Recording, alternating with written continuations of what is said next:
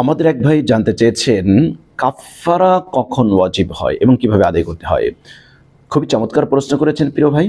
কোনো ব্যক্তি যদি রোজা রাখার পরে ইচ্ছাকৃতভাবে রোজা ভেঙে ফেলে, শরঈ কোনো ওজর ছাড়া সে ইচ্ছাকৃতভাবে রোজা ভেঙে ফেলেছে, তাহলে তার উপরে কাফফারা ওয়াজিব হবে। কাফফারা কিভাবে আদায় করবে?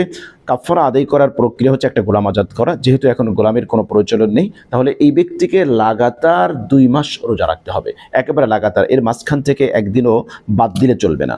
যদি কোনো ব্যক্তি লাগাতার 2 মাস রোজা রাখতে অপারগ হয়, অক্ষম হয়, তাহলে 60 জন মিসকিনকে 2 বেলা খাবার খাওয়াবে, অথবা 2 বেলা খাবারের যে মূল্য আসে সেই মূল্যটা প্রত্যেক মিসকিনকে এটা অর্পণ করবে, এভাবে আদায় করবে।